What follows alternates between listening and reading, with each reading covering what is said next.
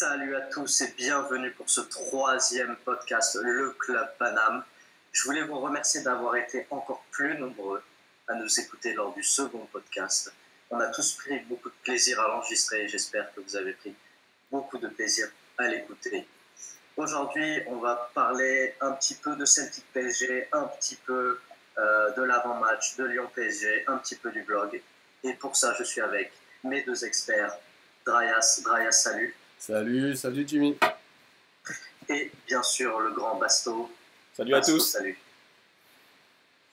Et là, je prends du recul car nous avons avec nous le patron, celui qui nous emploie tous, celui qui fait que nous gagnons 3 000 € par mois après taxe. Je parle bien sûr du cofondateur du blog Le Club Paname, Rwampi. Rwampi, salut.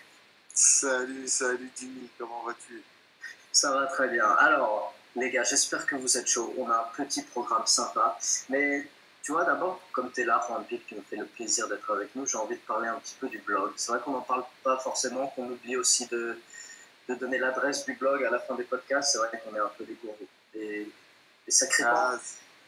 C'est pas gentil ça.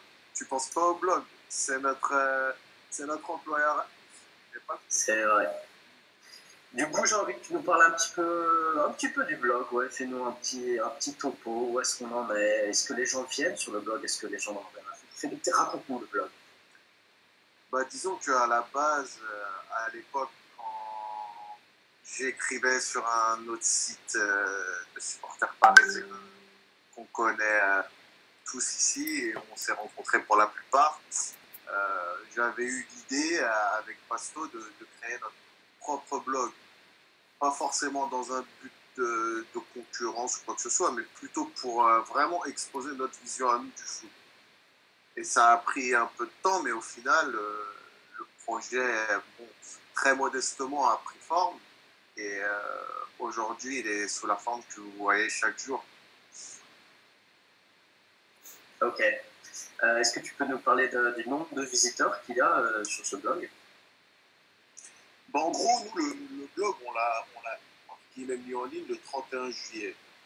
Hier, avant le match de boxe de la nuit, je suis allé dessus pour voir un peu où on en était. Attention à pas spoil le résultat du match de boxe de la nuit. J'en suis qu'au 4e round, moi. Ah, t'as vu? Alors le victorieux. Donc surtout pas. Je vais la regarder sur Eurosport. Faites gaffe à pas spoil, s'il vous plaît.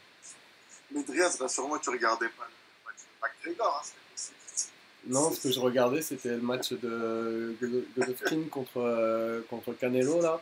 Et c'est un match de ouf qui a eu lieu cette nuit. Et j'en suis au 4e round, donc ne spoilez pas. Quoi. Laissez parler du blog un peu. Oui, mais je sais, mais Roy va aller parler du match. Non, voilà, donc je vous disais, hier je me suis connecté et on était grosso modo, comme le blog il a été créé le 31 juillet, on est à un petit peu moins de 2 mois de vie et là on était à 18 visites. Je trouve que c'est pas mal, mais quoi qu'il en soit, et je pense que Basto il a la même vision que moi, au final... Basto il n'a pas de vision, fatigant celui-là. Qu'on ait 3 000 vues, 15 000 vues, 100 000 vues, moi je pense que le projet il est réussi parce que ce soit lui ou moi, on prend du plaisir à faire ce qu'on fait. On peut échanger avec des gens qu'on ne connaissait pas, etc., parler de foot, parler de ce qu'on aime. Donc en soi, on ne pouvait pas échouer parce que, bien sûr, quand je dis ça, je ne trouve pas que oui, on est très fort, on a réussi. C'est que, en fait, le but qu'on avait, nous, c'était de partager notre passion. Et même s'il y a 2 personnes qui apprécient le blog, pour nous, c'est déjà une victoire. Parce qu'on n'est pas dans une recherche de gloire ou je ne sais pas, c'est juste purement une passion. On prend notre temps libre, on est là, on discute avec des gens qu'on ne connaissait pas forcément, on échange, on voit que parfois nos idées plaisent, parfois d'autres fois non, mais au moins on échange toujours, c'est assez cordial, c'est très enrichissant, parce que moi je parlais par exemple, dernièrement je parlais sur ma page Twitter avec Didier Roustan, pardon. J'aurais jamais imaginé qu'un jour j'aurais parlé avec quelqu'un comme lui. Tu vois, tu recherches la gloire. Voilà. Mais là, pour rebondir, tu sais, tout à l'heure, tu disais que tu écrivais sur un autre site, on peut le citer, c'est TCS. Non. Ah, il faut payer après, il faut donner de l'argent à Marc Alvarez. Ah mais voilà, c'est toi qui t'en chargera. Donc on peut pas le citer, donc on le cite pas. Et tu disais qu'on faisait pas ça pour être en concurrence, mais voilà, le truc c'est même pas pour être en concurrence, c'est juste pour parler de ce qui nous fait kiffer, de l'approche qui nous fait kiffer. On a une approche qui est Arrête de répéter ce qu'il vient de dire. Hauteur. Ben non, mais justement, je trouve que justement, tu sais, c'est juste le bonheur de partager, le bonheur de parler de notre club, et voilà quoi. Et c'est ça le club Paname, c'est des passionnés qui se rencontrent pour aller poser leur petite pierre sur ce qui est leur avis sur le club, sur ce qui entoure le club, et puis peut-être au-delà du club pour parler du foot en général, quoi. Ouais, c'est beau. Exactement. Si je peux terminer 30 secondes, je sais pas si j'ai le temps. Vas-y, tu es le patron. Tu peux faire toute l'heure sur le blog si tu veux, et tu peux nous virer après, nous on peut rien faire. Hein. J'aime bien donner l'impression à mes employés qui sont importants, c'est ce management. Donc je vous laisse le choix, même si vous ne l'avez pas. Non, je rigole. Donc je disais, ouais, je tenais ici à remercier déjà Basto pour m'avoir accompagné dans cette aventure comme il l'avait promis, parce que beaucoup m'avaient dit ouais, t'inquiète pas, on va voir ça, on va faire ça, et au final au moment où le projet devait se concrétiser, il n'y avait personne. Ensuite Dryas pour l'idée du podcast qui est très bon, et j'ai l'impression qu'il cartonne de plus en plus. On est sur le deuxième, on est à 400 vues, il me semble. C'est ça, ouais.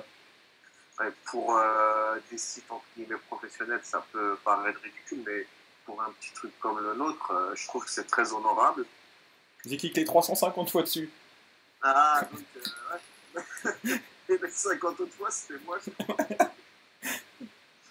Non, mais je voulais aussi remercier, parce que à la base, j'ai essayé de faire entre guillemets le blog via Twitter. J'ai donc mon profil, etc. Et je voulais remercier sur Twitter quelques personnes qui ont beaucoup fait pour la visibilité de notre blog. À l'hôpital, ils ont repartagé, retweeté l'adresse, etc. Je pense à l'équipe de l'informateur. Je pense à un ancien de CS qui n'y vient plus, et c'est très dommage, Paris Alger, qui nous a beaucoup aidé. Parce qu'il a sans cesse relayé nos articles, etc. Il a été très bon conseil. Et il y en a beaucoup d'autres comme ça, je ne vais pas tous les citer, mais vraiment, ils nous ont beaucoup aidés, et je tenais ici à les remercier. Donc voilà, c'est à peu près tout. Maintenant, les gens, ils veulent entendre parler de foot. Voilà, pardon. Ça me fait très plaisir. De toute façon, je pense que le blog, que ce soit le blog ou le podcast, le maître mot est plaisir. Voilà. Exactement. Alors, je donne l'adresse du blog, c'est le club Paname, tout attaché, .blogspot.cz si vous êtes en République tchèque, .fr si vous êtes en France. Et si on est en Arménie? .ar. AM. Voilà. J'ai tenté. Ok, ben on est parti, on va commencer à parler foot alors. On va commencer tout de suite par l'analyse de Celtic PSG. Le PSG qui s'est imposé 5-0 au Stadium en Écosse, à Glasgow. Une très large victoire puisque c'était la plus grosse défaite européenne depuis les années 60 pour le Celtic. Basto, qu'est-ce que tu as pensé de ce match? Alors je tiens déjà à dire que Seb vient de me souffler dans l'oreille, je ne me souviens plus du match.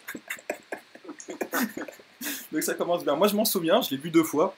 Moi aussi. Et toi aussi, c'est vrai en plus. Une première mi-temps quasi parfaite, avec un 4-3-3 très maîtrisé. Aussi bon dans le jeu sans ballon qu'avec ballon, on les a étouffés d'entrée avec un pressing haut, notamment Silva qui est sorti très bon à presser, Mota aussi, ce qui était très intéressant d'avoir un bloc si haut. Et surtout le milieu qui a été d'une maîtrise. On parle beaucoup de l'attaque, mais ce milieu là sur ce match a agi comme une seule personne, un seul cerveau. Les trois étaient en symbiose totale tout le match, ce qui fait qu'on a complètement maîtrisé. Et après en seconde mi-temps, un peu plus de difficultés, mais est-ce qu'on n'était pas en gestion, je ne sais pas, mais globalement une super performance pour une entrée dans cette Ligue des Champions. Moi, ça me revient petit à petit le match. Et pour moi, il y a vraiment 2 mi-temps. La première mi-temps, et dans le même sens que Basso, il y a le milieu. Et ce qui était impressionnant, c'était, on parle souvent des permutations en attaque, avec un joueur qui prend une aile, puis qui va au centre, puis qui va sur l'autre aile, etc. Mais là, on avait des permutations, des vraies permutations au milieu, c'est-à-dire que le rôle de 6 a été occupé à la fois par Marco Verratti, Adrien Rabiot et Thiago Motta. Le rôle de 8 droit a été occupé par les 3. Le rôle de 8 gauche a été occupé par les 3. On a vu ceux qui étaient 8 au moment où ils étaient 8. Alors c'était un petit peu plus Rabiot et Verratti qui étaient 8, même si encore une fois ça a vraiment permuté et c'était impressionnant les permutations au milieu. On les a vus vraiment se projeter. On a vu régulièrement Rabiot aux avant-postes en train d'essayer de proposer des solutions, d'échanger beaucoup avec Neymar. On a vu Verratti très régulièrement aux avant-postes. Il a même tenté une frappe de loin, il a tenté un centre. Il a dû faire 3-4 touches dans le match en étant aux 25 mètres. Vraiment une prestation XXL du milieu. Comme disait Basto, encore une fois en première mi-temps, la défense centrale, on a vu un Marquis propre mais qui tenait bien la ligne très haute. On a vu un Silva qui ont reproché souvent d'imposer des blocs bas, être capable de faire remonter le bloc, d'avoir des interventions extrêmement bien senties au milieu, des récupérations. Fais taire le chien là. Un pressing global vraiment bien en place. Et puis après, devant, ouais. Alors, il n'est pas d'accord avec toi. C'est pas grave. On prend le chien. Les aléas du direct. On prend le chien, on prend tout. Et c'est Basto qui s'occupe des chiens particulièrement. Il les aime particulièrement. Et par contre, en deuxième mi-temps, il y a eu un petit peu, de notre part, un peu de laisser aller. Et surtout au niveau du Celtic, ils ont décidé de changer de braquet. C'est-à-dire que le Celtic, au début, essayait de jouer au pressing. D'ailleurs, sur la première mi-temps, un truc à dire, on a eu des ressorties de ballon qui étaient super propres, qui étaient vraiment belles. Et en deuxième mi-temps, il y a eu vachement plus de physique, vachement plus d'engagement physique, et on s'est un petit peu écroulé quand même par rapport à cet engagement physique. Donc il faut voir, Ouais. Moi, qu'est-ce que je peux dire? Moi, j'ai beaucoup, comme vous avez dit, aimé le milieu. Alors, quelquefois, j'ai dû devoir retrouver le milieu comme il était parfois souvent, etc., rayonnant, etc. Rien à voir. Mais j'étais pas d'accord, exactement. Le milieu, ils jouaient bien ensemble, il allait vers l'avant, il ronronnait pas. Tu vois, il était concret, il gardait pas, il jouait pas à la balle. Quand il multipliait les passes, c'était pour ressortir proprement, etc., quand il était sous pression, mais jamais en faisant la passe de trop. À ce titre-là, je voulais juste préciser ça. Pour moi, c'était pas du tout comme j'ai pu le dire, oui, à l'image du milieu à l'époque blanc. Non, ça, c'est un premier point. Deuxièmement, moi, je trouve que ce match au Celtic Park, au Stadium, il avait tout du match piège au final. Parce que entre l'ambiance, etc., il y a beaucoup de gros qui, là, dans un passé récent, se sont cassés les dents là-bas. City a fait 3-3 l'année dernière et Barcelone avait perdu il y a 3 ans, je crois. Voilà, mais donc, c'est pas. Oui, le Celtic, c'est niveau. Par contre, bravo, t'avais pronostiqué le bon score. Ouais, je l'avais dit, on a les preuves écrites. Mais en fait, on s'est rendu le match facile. On est rentré très sérieusement dedans. On a retrouvé un Mota. Moi, personnellement, il m'a bluffé, t'as l'impression. Et il est dans sa deuxième jeunesse, là, depuis le début de saison. Il a enchaîné Metz et Celtic. On l'avait pas vu à ce niveau depuis 2 ans, j'ai l'impression aussi. Exactement. Moi, perso, il m'a fait vibrer. J'ai retrouvé un Verratti qu'on n'avait pas vu aussi tranchant depuis. Là, je te compte même plus le nombre de matchs. Franchement, il est revenu, il était très bon avec son. Il continue sa progression sous Unai à vouloir se projeter de plus en plus. C'est ça qui est intéressant.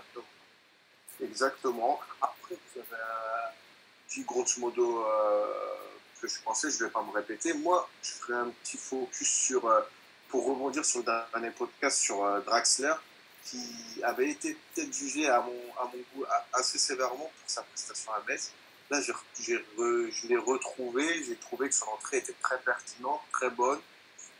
Et peut-être, on va en reparler tout à l'heure, mais ça va amener à utiliser l'Allemand en numéro 10 tout à l'heure pour le match de Lyon.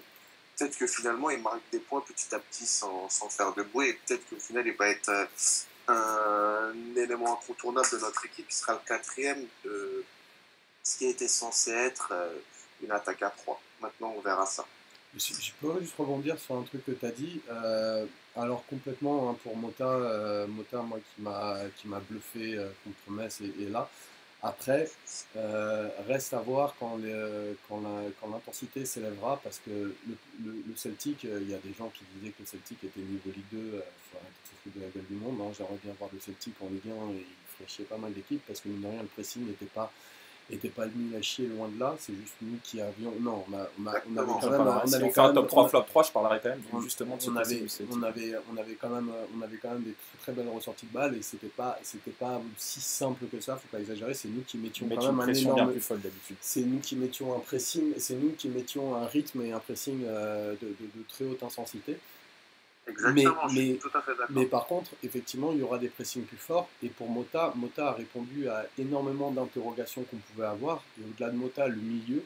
Mais comment se comportera ce milieu sous un pressing qui sera un cran au-dessus, ça reste encore une interrogation. Et on peut pas à l'heure actuelle se dire complètement rassuré par rapport à ce milieu. On a besoin d'avoir des confrontations un peu plus fortes pour se dire ok, c'est bon, le milieu, on l'a. Parce que le milieu reste une préoccupation quand même à l'heure actuelle au club.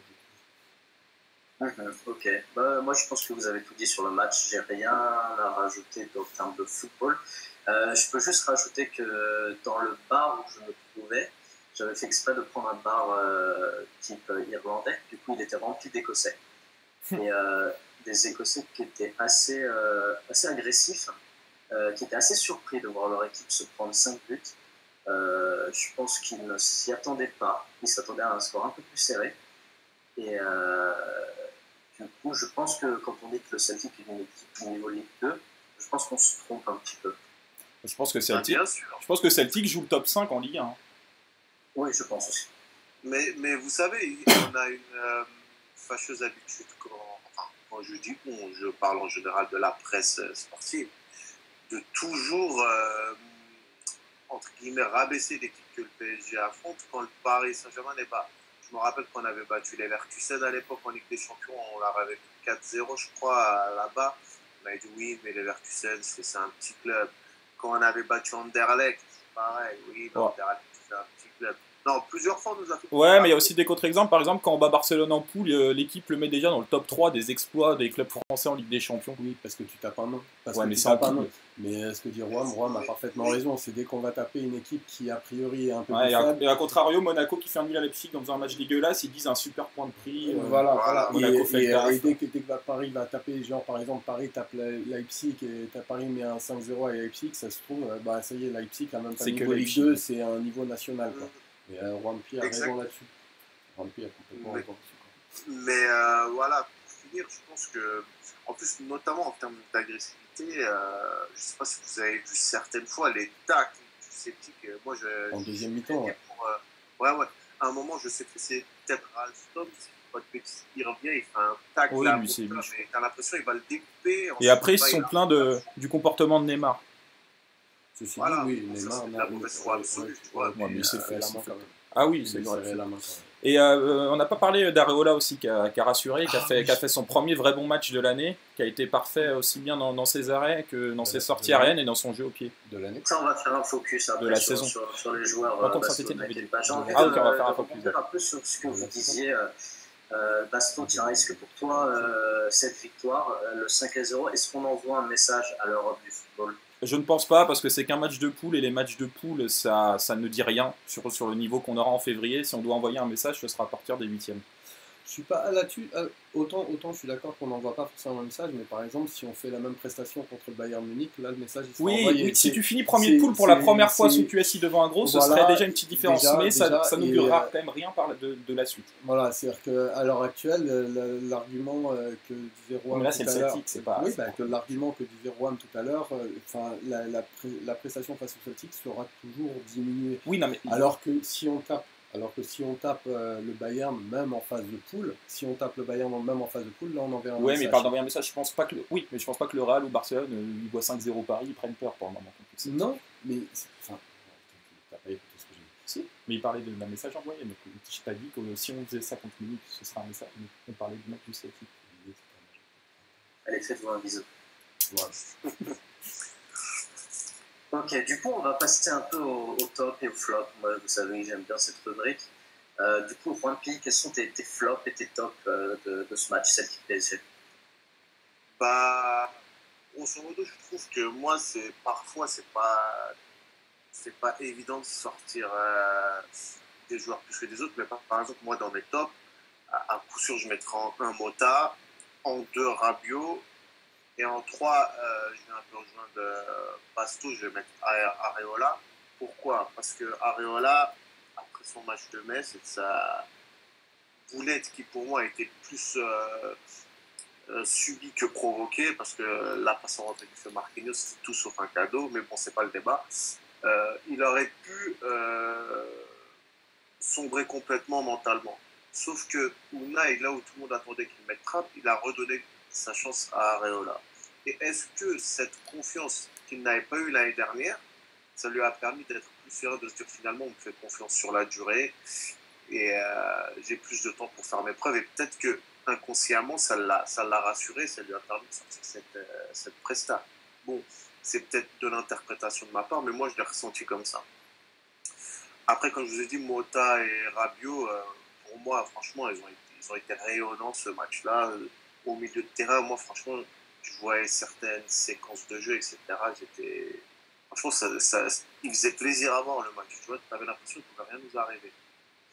Ensuite, dans les flops, moi, personnellement, il y a un nom, et malheureusement, je déteste m'acharner sur quelqu'un, mais il y a un nom qui revient sans cesse, c'est Kurzawa. Je trouve qu'il n'est pas du tout au niveau des autres. Je ne sais pas ce que vous en pensez, mais moi, sur ce match-là, je l'ai trouvé insipide. Chaque fois que la balle passait sur son côté, je me disais, ah, punaise, on va la perdre, etc. Tu vois, je ne sais pas si c'est parce que tellement il déçoit maintenant, chaque fois, je le juge sévèrement, ou bien il est vraiment... non, il était clairement un ton en dessous. Un ton en dessous on est d'accord. Après, pour choisir deux autres flops, c'est assez difficile, parce que j'ai trouvé que dans l'ensemble, l'équipe était très... T'es pas obligé, hein. T'es pas obligé.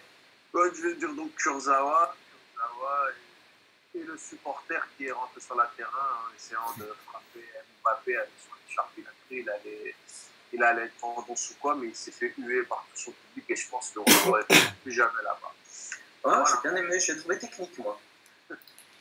Moi, sur Bean, ils avaient coupé les images, je ne sais pas si vous l'avez. Et belle esquive de Mbappé qui montre qu'il est aussi à l'aise dans le sport de défense. Dans la danse artistique. Voilà. Ok, on passe à Draias. Draias, qu'est-ce que tes flops? Fais-moi rêver. Alors, top, le milieu, j'en ai déjà parlé tout à l'heure. Un milieu qui permute, c'était. Non, c'est pas si nouveau, ça a déjà dû être fait, mais c'était en première mi-temps, c'était vraiment bien fait. Deuxième top, le public, que ce soit le public du Celtic, que le public du Paris Saint-Germain, ça a été tous les échos qui nous reviennent ont été extraordinaires. Un commentaire d'un ultra qui disait si t'as pas fait un déplacement en Celtic, t'as juste pas fait de déplacement, enfin tu sais pas ce que c'est qu'un déplacement. L'ambiance, tu parlais de ton bar irlandais où les Écossais étaient agressifs, mais a priori dans les bars c'était la bonne empoignade, les gens, que des échos ultra positifs, que ce soit sur le stade ou en dehors. Troisième top, je vais le mettre à la fois en top et en flop, Neymar. Pourquoi mettre Neymar en top? Parce que Neymar n'a pas été si bon que ça, et quand Neymar n'est pas si bon que ça, il fait un but, une passe décisive, et puis je ne sais pas combien d'actions, donc c'est un footballeur extraordinaire. Donc voilà pour les trois tops. Je vais mettre en flop Neymar parce que j'ai trouvé ça...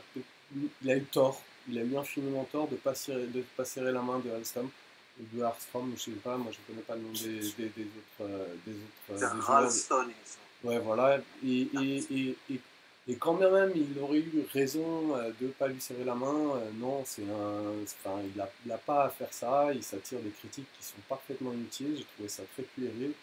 Et s'il aspire à devenir un très très grand joueur, un ballon d'or, il est déjà un très grand joueur, mais s'il aspire à devenir un ballon d'or, etc., c'est le genre de truc qu'il doit juste pas faire, quoi. Donc je mets Neymar en flop pour ça, pour le fait d'avoir refusé de serrer la main. Ensuite de ça, en flop, je ne vais pas m'épiloguer, Kurzawa, même s'il a 15 minutes où, pour une fois, il est bien placé, il est 3 tons en dessous de et qui fait une passe décisive. Oui, il fait une passe D, pendant 15 minutes, il est bien placé défensivement, mais c'est par rapport aux autres, ça fait tâche. Et troisième flop, j'en ai pas. Ok. On va passer du coup à Pasto. Bah top, on est obligé de dire le milieu aussi. Hein. On ne peut pas dissocier pour moi Rabiot, Mota, Verratti sur ce match. Donc il est top 1, vraiment le milieu. Et comme disait Rompy, moi je trouve qu'il n'a rien à voir avec le milieu de Blanc. Je peux en parler avec ballon, mais notamment sans ballon aussi. Où voilà, il y a beaucoup moins de trous à la perte de balle, il joue beaucoup plus en bloc. Juste pour rebondir par rapport à ça, c'est juste par rapport à la comparaison blanc. Si, il y a des moments où on joue la possession basse. Oui, mais il y a les beaucoup plus variés. On joue la possession basse, on joue la contre-attaque, on joue la possession haute. Bah avant, chacun avait vraiment son rôle. On disait que c'était complémentaire, mais chacun avait vraiment son rôle. Matuidi se projetait, Verratti restait bas, Mota restait bas. Maintenant, les trois arrivent à faire, faire les trois rôles. Ça alterne les trucs, c'est incomparable. Mon deuxième top, comme Rompy, Areola, qui a rassuré, mais Rompy a tout dit. Et mon troisième top, ce sera Unai Emery. Je pense qu'on est obligé de le mettre pour plusieurs raisons. La qualité du jeu sans ballon, la qualité du jeu avec ballon, et son coaching qui est intéressant, même si Rabiot était blessé, il le sort à la 60e pour passer en 4-2-3-1, donc cette volonté de maîtriser deux systèmes. Puis il met Draxler en 10, pas à droite comme à Metz, pour le mettre plus à l'aise. Et Draxler, même s'il finit à droite, finit bien à droite après avoir commencé dans l'axe. Donc voilà mon top 3. Dans les flops, Kurzawa, le pauvre, mais on est obligé de le mettre. Et j'ai pas vraiment d'autres flops. Je vais dire ce qu'ont dit les supporters écossais, par contre, ils ont le Brian Rodgers qu'ils ont mis en flop, leur coach, parce qu'apparemment il a changé leur compo habituel. Voilà, mais j'en sais pas plus. Okay. Je ne regarde pas le Celtic, je l'avoue. Ok, pour les miens, alors déjà je voulais répondre à Adrias qui disait que l'ambiance était très bonne au Celtic Park, peut-être. J'ai aucun doute là-dessus. Moi je te parle juste que dans le bar, à la fin du match, moi j'avais le maillot floqué Neymar. Et du coup, je voyais que les Écossais étaient un peu agressifs, peut-être parce qu'ils étaient tous en bande et j'étais le seul parisien. Et il y en a un à la fin du match qui me tape sur l'épaule et qui me dit Neymar is shite. Et du coup, moi, je l'ai regardé en souriant, je lui ai fait un 5 de la main. Et du coup, voilà. Donc, je pense que moi, dans mon bar, ils étaient un peu agressifs. En tout cas, félicitations d'avoir le maillot et de participer à nos revenus pour le fair play financier. On va en avoir besoin, les amis. Ouais. Oui, petite pub, oui, parce que j'ai acheté la casquette et l'écharpe Neymar. Et du coup, je vous invite tous à faire pareil, parce que sinon, Enrique et Nasser, ils vont devoir donner un peu de sous-sous. Donc, participez tous, faites des kermesses, je sais pas. Enrique, il est repassé au fax à la place des mails, tellement ils ont plus de blé. C'est pour pas que les infos fuitent. Top 3, flop 3, du coup, mon top 3, je vais mettre Rabiot, Verratti. Verratti que j'ai beaucoup aimé, qui est un peu mon chouchou et que je trouvais pas très très bon récemment. T'es obligé de mettre Mota, bordel. Non, j'ai pas envie de mettre Mota. Moi, je suis 25 premières minutes qui sont un régal absolu. Et du coup, Verratti très très bon, très très bon. Je me suis régalé, ça fait longtemps que j'avais pas vu ce Verratti là. Qu'il continue. Rabiot parce qu'il continue sur sa lancée, c'est un joueur qui est très intéressant. Je pense qu'il est un peu sous-coté. On verra ce qu'il donne. Il faut qu'il continue à être sur ce niveau-là. Et mon troisième top, c'est quelque chose que j'aurais jamais pensé faire. Limite, je me taille les veines en le faisant, mais Areola, qui a fait un match de très très bonne facture. Pareil, qui continue. Je pensais jamais le mettre dans un top. C'était toujours un abonné de la rubrique flop. J'espère que c'est pas un coup de chance. J'espère qu'il va vraiment progresser. Pour le flop, Kurzawa, forcément, je pense comme vous. D'ailleurs, je ne sais pas si vous l'avez remarqué, mais Neymar parfois avait le choix de... T'as lu notre article, toi, t'as lu notre petit article. Oui, non, mais j'avais remarqué aussi que Kurzawa était souvent esselé, que Neymar pouvait lui passer la balle, mais qu'il préfère repiquer dans l'axe. Forcément, moi j'approuve, mais c'est vrai que Kurzawa a un jeu très stéréotypé, qui fait toujours la même chose. Et il a fini par terre aussi. Et par rapport à ça, on peut constater que lors du match de Metz, c'était presque le contraire avec Berchiche. Oui, exactement. Effectivement, Neymar n'avait pas peur de lui passer la balle, etc. Et on sentait Neymar, ah c'est lui, ah bah non. Je suis complètement d'accord avec ce que tu viens de dire. Du coup, après, en flop, je vais sûrement pas mettre Neymar, parce que même s'il a été un peu en dessous sur ce match-là, il enchaîne, il revient du Brésil. Il a quand même mis un but, et le premier de l'équipe, il ne l'a pas mis contre le cinquième, comme Lucas. Il a mis le premier but, et il fait aussi une passe décisive, donc non, je ne peux pas mettre Neymar en flop, même si c'est vrai qu'il a été un peu en dessous de ce qu'il nous montre d'habitude. C'était sur le comportement que je le mettais en flop. Je le mettais en flop que sur le fait de ne pas avoir serré la main. C'était pas sur c'est pareil, tu vois, genre Neymar qui ne serre pas la main, je veux dire, le mec a fait exprès de rentrer dedans. Je suis d'accord. T'aspires à être Ballon d'Or. Voilà. Tu sais, c'est comme Zidane, Materazzi, l'a pourri tout le match. Bah non, tu ne justifies pas des comportements antisportifs. C'est pas parce qu'un mec est con que ça te donne raison d'être con, en fait. Pourquoi pas? Là, ça va dépendre de l'homme, de chacun d'entre nous. Et la petite remarque que je voulais apporter, c'est que souvent, avant, c'était très facile. Époque blanc, l'année dernière, c'était très facile de faire un top 3 top et un top 3 flop.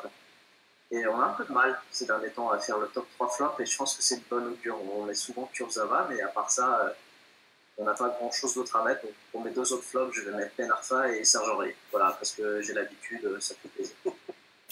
Tu ne laisses pas la faire. Jusqu'au bout, Ben Arfa, tu ne l'oublieras pas. Mais je le mets flop tant qu'il ne quitte pas le club. Il y a un autre point que je veux dire, c'est qu'est-ce que ça fait du bien de marquer des buts en 3 passes en remontant 50 mètres en l'espace de 4 ou 5 secondes et de puis construire pendant X minutes, même l'année dernière avec Unai. Qu'est-ce que ça fait du bien? On voit beaucoup dans ce début de saison ce genre de but. Et ça nous fait tous plaisir. J'espère qu'Olivier M partage ce plaisir à regarder les matchs du PSG. Donc on va clôturer sur cette analyse du samedi PSG. J'ai envie de parler un petit peu de Monaco qui ont battu Strasbourg hier 3-0.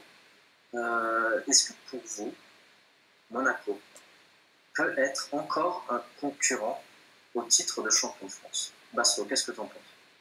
Alors, je pense pas, parce qu'on a un effectif et un collectif qui commence à être vraiment au-dessus. Donc je pense que même si Monaco prenait autant de points que l'année dernière, on arrivera à en prendre plus. Par contre, je pense que Monaco arrivera encore à prendre ses 90 points. Parce que, à part cette défaite à Nice, mais l'année dernière aussi, ils avaient perdu 4-0 d'ailleurs, ils ont les mêmes ingrédients que l'année dernière. C'est que même quand ils sont pas bons, ils arrivent à gagner. Quand ils prennent un but, ils réagissent dans la minute. On l'a encore vu à Leipzig où ils égalisent 2 minutes après. Donc, ils ont toujours cette force mentale, ils sont sûrs d'eux. Et le recrutement, petit à petit, ils vont jouer les Jovetic, les Keita. Keita qui a fait une très bonne rentrée en Ligue des Champions. Et je pense qu'ils ont bien anticipé les départs. Et Jardim est très fort. C'est le maçon portugais. Il en joue aussi avec ce mot, Jardim. Il construit vraiment très bien ses effectifs. Et donc je pense que Monaco, oui, prendra les 90 points. Ok, Juan Pete, tu penses quoi? Bah moi, je viendrai, j'ai regardé Leipzig, c'était mercredi soir, il me semble. Et hier, j'ai regardé grosso modo 70 minutes du match contre Strasbourg. Et honnêtement, moi, par moment, je ne retrouve plus du tout le Monaco de l'année dernière. Alors, surtout à Leipzig. Après, je rejoins Basto. Ils ont cette faculté à revenir rapidement au score ou à marquer très vite. On l'a vu en Allemagne. Mais en soi, sinon, le match, je l'ai trouvé indigeste. Bon, après, c'est vrai que Keita, là, je parle pour le match de Ligue des Champions, a fait une super entrée, etc. Il a remis un peu des choses dans l'ordre. Mais grosso modo, pour l'instant, je ne trouve pas l'équipe fameuse. Ça s'est confirmé contre Strasbourg en première mi-temps, où vraiment, si les Strasbourgeois étaient un minimum plus réalistes, ça aurait pu faire 1 ou 2-0 pour eux, tu vois. Donc, je me dis là, c'est bizarre, etc. Mais bon, après, Falcao a frappé, ils ont déroulé. Mais il y a eu des matchs comme ça l'année dernière, hein, où Monaco n'était pas bon dans le jeu, ils arrivaient à gagner finalement assez confortablement. C'est leur mérite, mais sincèrement, tu sais, j'ai regardé le match de Strasbourg, et Strasbourg, vraiment, ils leur ont donné les buts, quoi. Tu vois, il y avait la paire de centraux, je crois que c'était Mangane et Koné. Ah, Koné, ouais, l'ancien Koné de Lyon. C'était d'une lenteur. Ça. Tu vois, c'était même Falcao, il n'est pas évité, ça. C'est pas ça que oui, je crois qu'il y a eu un but hors jeu et un but sur une passe en retrait mal assurée d'un Strasbourgeois. Tu vois, grosso modo, je te dirais, Monaco, ils sont pas fameux en ce moment, mais c'est normal parce qu'ils ont perdu une bonne partie de leurs joueurs clés. Il faut du temps pour remettre tout ça dans l'ordre, etc. Mais quand même, tu vois, ils ont prouvé que voilà, en tant que champion sortant, il va falloir compter sur eux et que si nous, on refait encore des performances comme l'année dernière où on perdait à Montpellier, on perdait à Toulouse, tu vois, ça, faut pas les faire parce qu'eux, ils seront derrière nous, tu vois. Mais normalement, ça va passer parce que quoi qu'on en dise, je pense qu'ils sont moins forts que l'année dernière. Et puis nous, on ne joue pas avec Lucas titulaire. Exactement. Et nous, on est un peu plus forts. Donc, normalement, dans la logique, ils seront peut-être embêtants, mais voilà, ça s'arrêtera là. Donc, de pour, à la limite, Draya, ça ne pense pas. Je pense qu'il faut pas qu'on se rate, quoi. Il ne faut pas qu'on se rate sur mais ça a été plus dit. Après, j'ai fait une remarque là-dessus, mais insister sur une chose, c'est que le Monaco de l'année dernière, beaucoup s'en souviennent comme d'une équipe extraordinaire qui faisait des matchs extraordinaires et qui a fini avec un total de points extraordinaire. Il y a eu nombre de matchs poussifs l'année dernière à Monaco où nombre de matchs qu'ils ont gagné plus au mental qu'au talent, en fait. Et ça, c'est une des qualités de Jardim, c'est une constance chez Jardim, je pense pas que maintenant, depuis un an et peut-être avant, mais avant, ils étaient moins visibles. C'est effectivement cette capacité à marquer un but alors qu'ils viennent d'en prendre un. C'est cette capacité à. C'est ce qu'on appelle la chance du champion, à pas forcément avoir un bon match, mais à réussir à planter quand il fallait. C'est. Voilà, c'est comme disait Basto, à l'heure actuelle, les recrues, que ce soit Balde qui a fait une très bonne rentrée encore contre Leipzig sur le match, et vraiment il a vraiment changé la nature du jeu de Monaco sur sa rentrée. Que ce soit Tillmans qui a encore un peu du mal à se trouver, mais qui on connaît ses qualités, ou Jovetic que je ne connais pas encore, mais j'imagine qu'il n'est pas dégueu. Voilà, il va falloir prendre en compte que ces recrues vont mettre un petit peu de temps, mais une fois qu'elles seront là, elles seront là. Et ça dépend de nous, c'est-à-dire qu'il va vraiment pas falloir laisser passer de points sur des petits matchs, parce que je pense pas que Monaco, avec son mental et avec sa capacité, c'est un jeu qui est assez basique, hein, je trouve, le jeu de Jardim, mais c'est terriblement efficace, quoi. Il ramène le foot à une donnée simple et ça fonctionne, et va pas falloir qu'on fasse le coup. Voilà. Ok. Eh bien, je pense qu'on a un peu tous la même opinion là-dessus. Donc on va clôturer sur Monaco. J'avais juste envie d'avoir votre ressenti là-dessus. Et on va passer à l'avant-match de Lyon-PSG qui vont s'affronter ce soir. Basto, moi, je vais m'occuper des petits Lyonnais. A pris une réservation pré-podcast. J'ai pris mes petites notes. Donc un petit 5 minutes à placer. Voilà. On va mettre le chronomètre. Ah non, comme tes 3 minutes l'autre fois qui duraient 15 mois, mes 5 minutes vont durer 20 minutes. On va mettre le chronomètre. Donc, Basto, je pense que tu as envie de me parler de Lyon. Je sais pas pourquoi, je sens que tu tournes. Exactement, je bouge. Non, Olas parle beaucoup du PSG, donc on va faire l'inverse. C'est un Parisien qui va parler un peu de Lyon. Arrête avec ton chronomètre. Il y a le chiant à côté avec son chrono. Vas-y, enlève, c'est chiant. Donc j'ai regardé le match de Lyon à Limassol, ça a été une catastrophe absolue. Je pense que c'est pas le vrai niveau des Lyonnais qui seront meilleurs ce soir, mais s'ils jouent comme à Limassol, ça va être une branlée ce soir. Ils étaient dépassés, que ce soit avec ballon où il n'y avait aucun mouvement, aucune idée de jeu. C'était stéréotypé, et sans ballon où ils ne faisaient mais alors aucun pressing. Donc il y a 2-3 joueurs qui ont été un peu mieux, si ceux qui n'ont pas vu Lyon, il y a le gardien qui est pas mauvais. Il y a Fekir qui essaye de se démerder un peu tout seul, mais sans mouvement, il est un peu... Il peut rien faire. Et il y a Mariano, alors lui, dans le jeu, il ne sert à rien, mais par contre, dès qu'il a la balle aux 30 mètres, il frappe. Ça peut être dangereux ce soir, surtout si c'est sur le côté gauche au sol d'Areola. On connaît le petit point faible de notre portier, donc attention à cette frappe de main, il ne faudra peut-être pas le laisser tirer. Mais sinon, oui, ils ont été vraiment dominés dans le jeu. Limassol avait plus d'idées dans le jeu que Lyon. Même techniquement, c'était meilleur. Et donc Olas qui aime bien parler du budget du PSG qui fausse le championnat, soi-disant. Le budget de Paris est à peu près 3 fois supérieur à celui de Lyon. Et le budget de Lyon est 20 fois supérieur à celui de Limassol. J'ai regardé, donc Limassol, c'est 14 millions d'euros de budget, c'est équivalent à celui de Le Havre, qui est le 7e budget de Ligue 2. Donc si Olas veut parler de budget, qu'il le fasse jusqu'au bout. Et plutôt que de parler de Paris qui s'occupe de son club où il y a pas mal de problèmes. Déjà, le directeur sportif, c'est Gérard Houllier, on se demande ce qu'il fait là, on se demande ce qu'il fait. On a l'impression que c'est un peu comme Luis Fernandez, ils font partie du paysage du football français, donc il faut les caser quelque part, mais on ne sait pas vraiment à quoi ils servent. D'ailleurs, Basto, je te coupe 30 secondes. Ouais. J'ai cru lire et entendre que Gérard Houllier il avait un certain rôle à l'époque à Salzbourg, au Red Bull Salzbourg. Ouais, il était directeur des équipes Red Bull. Mais on ne sait pas vraiment ce qu'il faisait non plus. On savait son titre, mais on ne savait pas trop ses fonctions. C'est comme un conseiller de Olas, Houllier, là il passe directeur sportif, mais directeur sportif c'est bizarre. Et la cellule de Lyon de recrutement d'ailleurs, ils ont des scouts, mais qui ne sont pas employés au club. Ils n'ont qu'un employé, c'est Florian Maurice. Donc il faudrait me citer un club qui se veut être un grand club européen, qui n'a qu'un employé dans la cellule de recrutement. Ça paraît assez hallucinant. Et il y a Genesio qui emploie tous ses talents à contresens. Je pense à 2 exemples de joueurs qui sont partis cet été, Darder et Mamana. Darder qui est un bon joueur, qui était très bon à Malaga, c'est un joueur élégant, qui est bon balle au pied, mais il faut le protéger par des mecs qui font un peu, comme on dit, le sale boulot. Et Genesio faisait le contraire, elle le mettait dans un milieu à 2, dans un 4-2-3-1 avec 4 joueurs offensifs qui défendent peu. Et en gros, c'était à Darder de boucher les trous. C'est tout le contraire qu'il faut normalement faire. Et Mamana, c'est un défenseur c'est un défenseur élégant, qui a une superbe relance, un peu comme Boateng ou Bonucci, et qui aussi aime percer les balles au pied, un peu comme Kimpembe. Mais Mamana, c'est un défenseur qui aime jouer en avançant, et Lyon ne fait que défendre en reculant. Donc Genesio emploie vraiment mal ses joueurs de talent. Par exemple, un exemple, Bonucci, quand il est à la Juve, au début, dans une défense à 2, il n'était pas très bon, parce que lui aussi aime bien défendre en avançant, et c'est pas vraiment la culture de la Juve. Donc qu'est-ce que fait Antonio Conte? Il décide de passer à une défense à 3 pour l'entourer. Ça, c'est un vrai coach. Et Genesio, c'est fait tout le contraire. Donc voilà, Aulas, occupe-toi de ton club. Et pour conclure, il a dit aussi qu'il prendrait beaucoup de plaisir à venir au parc. J'espère qu'il a un petit côté sadomaso qui prendra beaucoup de plaisir à chaque but encaissé ce soir. Et j'espère qu'il y en aura beaucoup. J'ai envie de vous lire un tweet qui m'avait fait un peu rigoler.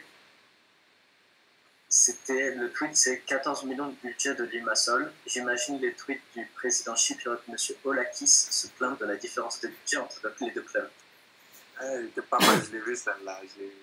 Les supporters de Rennes n'en peuvent plus. Ils veulent une branlée pour virer Genesio, notamment. Tu as eu un tweet de Anthony Lopez là, récemment, sur lequel j'avais réagi, où il disait prêt à être en armes ou on va y aller face à la puissance financière du Qatar Saint-Germain. Ouais. Ils s'occupent plus des autres que de leur propre club. C'est dommage parce que Aulas est quand même un sacré personnage que j'aime beaucoup par ailleurs, mais il se perd un peu depuis 2-3 ans. Du coup, on va parler un petit peu du match de ce soir qui se déroule au Parc des Princes. Je peux dire un petit truc sur Aulas quand même. Jimmy, qu'as-tu dit? Je voulais juste dire un petit truc sur Aulas. Vas-y. Ouais, je trouve que tu vois, la critique des États qui investissent dans des clubs, etc., en soi, c'est pas forcément une critique irrecevable. Je sais pas s'il a raison, s'il a tort, mais c'est vrai que le football évolue d'une certaine manière, on peut en discuter, mais j'aimerais juste parler de 2 secondes de la personne qui, en France, incarne cette critique, qui est Jean-Michel Aulas. Moi, ce que je constate, c'est que depuis que le Paris Saint-Germain depuis que les Qataris sont arrivés au Paris Saint-Germain, on a vu un afflux de coachs étrangers qui sont venus en France, qui petit à petit font évoluer le jeu qui est pratiqué en Ligue 1 vers un jeu de plus en plus agréable.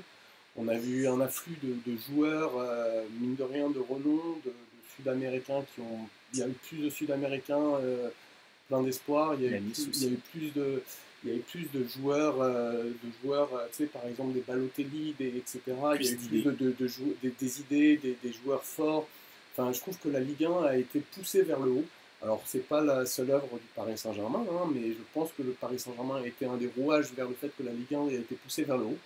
Et si on compare avec la période de 7 ans où Lyon dominait le championnat français, qu'est-ce qu'on constate? C'est que Lyon, en fait, s'est renforcé les 3 premières années. À partir de la 3e année, a commencé à être d'année en année chaque fois un peu plus faible. Et la manière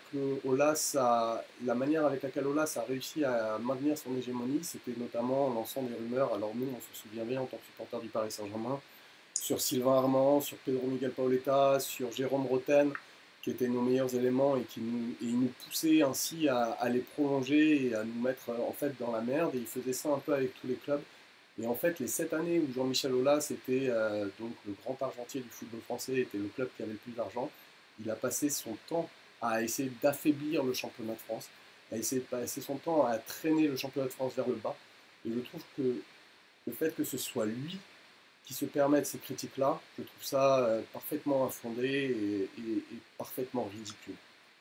Excusez-moi, je me permets d'intervenir parce que je trouve que la dernière phrase de Brest est vraiment parfaite. Elle résume totalement ce que je pense.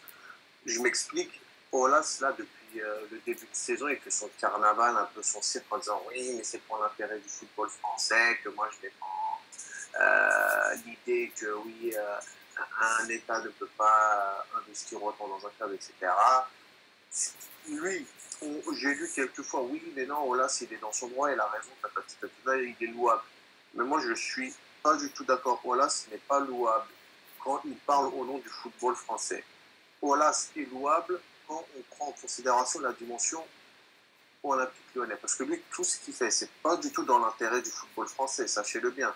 Comme quand il était 7 fois champion de suite, il a tout fait pour appauvrir la Ligue 1. Draya s'en a parlé là, juste un instant. Mais on se rappelle aussi qu'il achetait des joueurs du championnat qui étaient dans des équipes intermédiaires, mais à des prix qui, à l'époque, étaient inaccessibles pour les 90% des autres clubs français. Je pense à Ederson, je pense à Pjanic, je pense à Bodmer. Pjanic, elle a encore. Makoun et Kader Keita, je crois qu'ils achètent d'un million les deux. Mais ils les avaient achetés à des prix. Mais totalement. Ederson, c'était 15 millions, le gars. Ouais. C'est lui qui est parti à la Lazio après. Ouais, et après, quand tu regardes, il ne les faisait jamais jouer parce que son 11 titulaire, il restait quasiment exactement le même. Sauf chaque année, il achetait un joueur.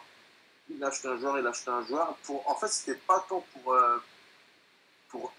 comment dirais-je, pour renforcer son équipe, mais c'était surtout pour affaiblir les autres. C'est la stratégie qui a fait régresser Lyon à l'arrivée aussi. Exactement. Mais quand tu regardes bien, dire que cet homme-là a fait pour le championnat de France, c'est faux. Lui, il pensait qu'à lui.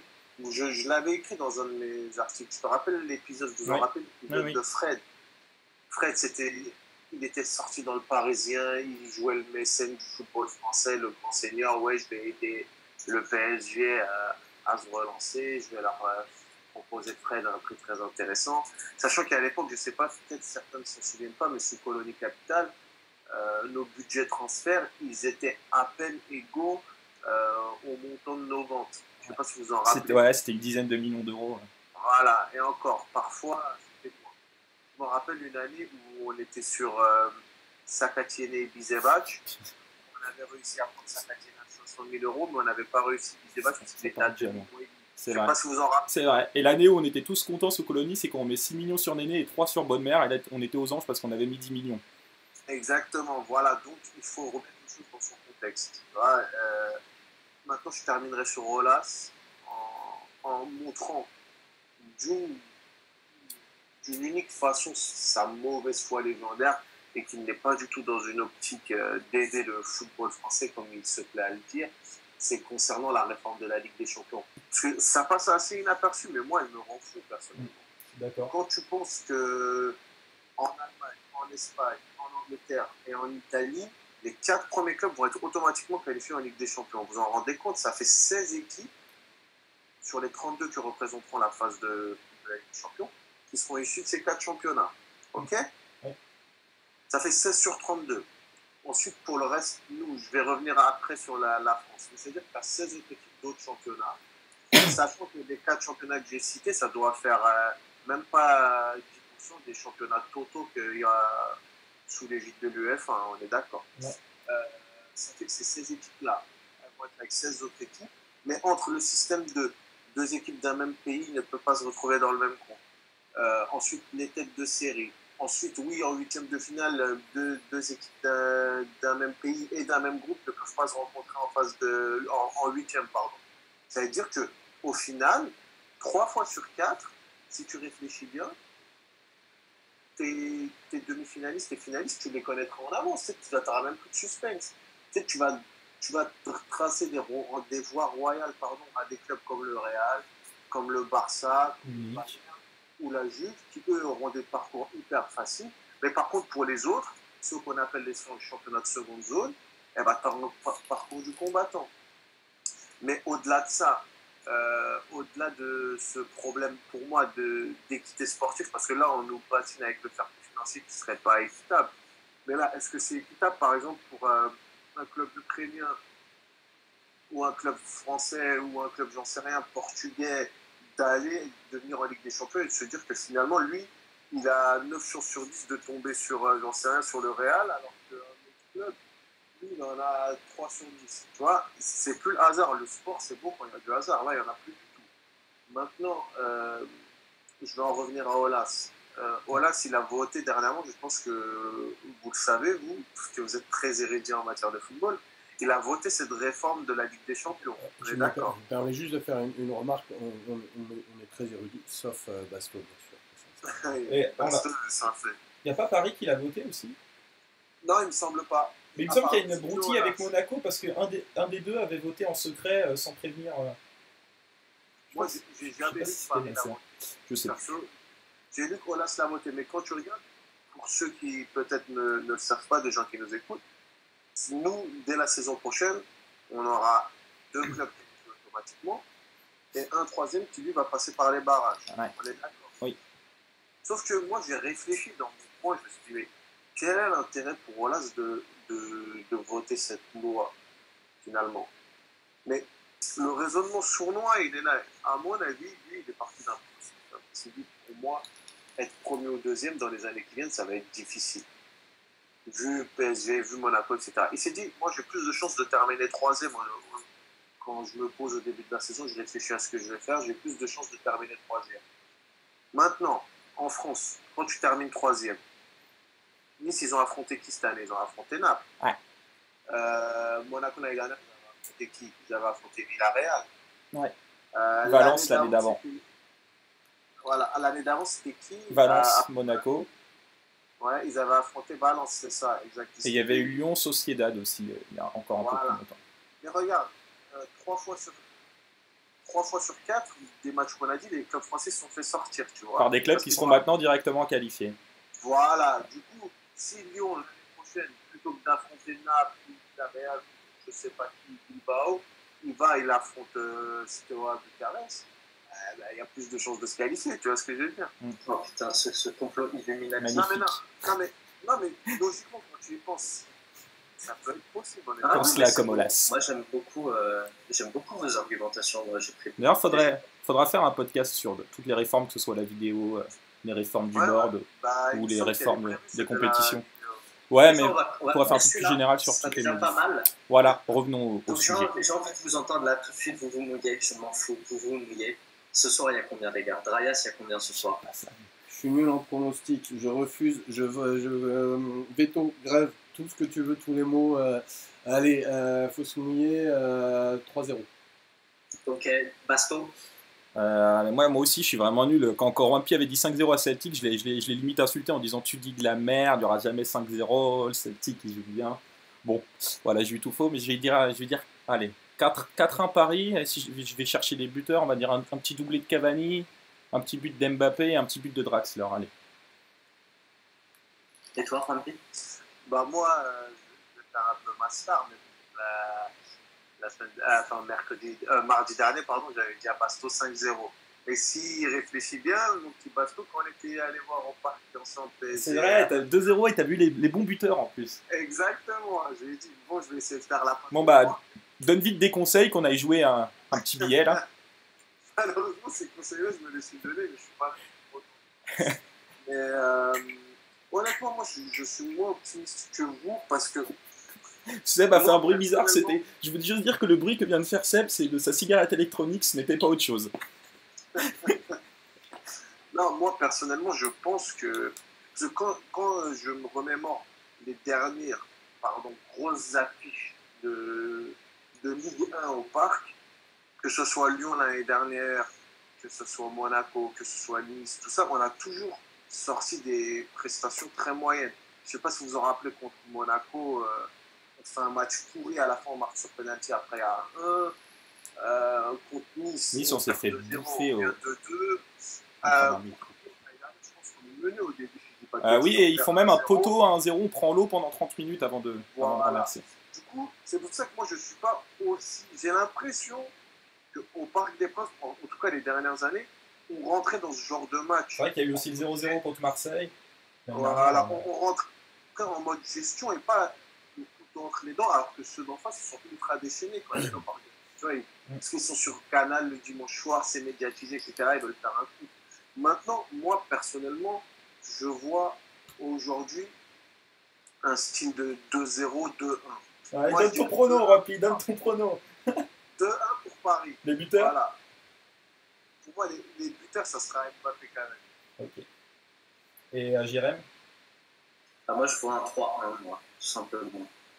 Mais je pense que quand vous dites qu'on jouait un peu en appuyant pas sur la pédale d'accélération, je pense que ça a changé quand même depuis qu'il y a Neymar, depuis qu'il y a Mbappé. Je pense qu'on va avoir de beaux jeux ce soir. Moi, Par rapport à ce que tu viens de dire, Jimmy, j'aurais même tendance à dire depuis janvier dernier, quoi.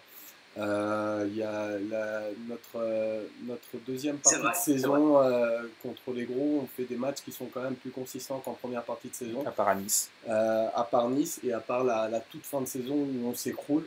On sort une deuxième partie de championnat où on a très peu de défaites, je crois. On a une défaite et deux nuls et voilà. 16 victoires. Et en comptant que sur la fin de la saison, on s'est vraiment écroulé. Et je pense que. Et là, il faut rebondir en fait sur l'interview d'Emery dans ce foot, où il disait bah voilà, j'ai eu une première saison où j'ai observé et j'ai vraiment commencé à intervenir à partir de décembre. C'est-à-dire que cette mentalité de jouer petit bras face au gros, j'ai l'impression, après ça reste à confirmer bien sûr, mais j'ai l'impression qu'elle est au moins relativement derrière nous. Et je suis infiniment d'accord avec ce que tu viens de dire, Jimmy. Et Paris Lyon, de toute façon, c'est très souvent des très beaux matchs, donc on espère que ce sera aussi le cas ce soir. Ok, et ben, je pense ça va être l'heure de boucler ce podcast.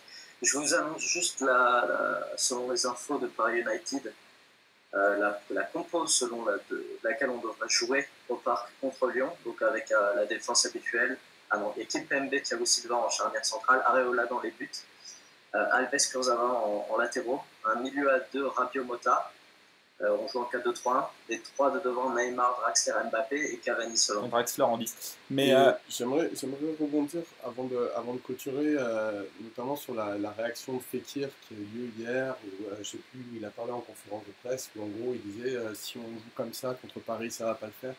Et ce que je veux dire, c'est au-delà de notre capacité à bien jouer, Lyon a été pitoyable contre Limassol, mais Lyon d'une manière générale est assez pitoyable. J'ai pas tellement rebondi tout à l'heure, mais Genesio, moi l'année dernière, je sais pas, j'ai eu de la chance. À chaque fois que je le voyais pendant 20 minutes, je trouvais qu'il y avait des beaux mouvements offensifs.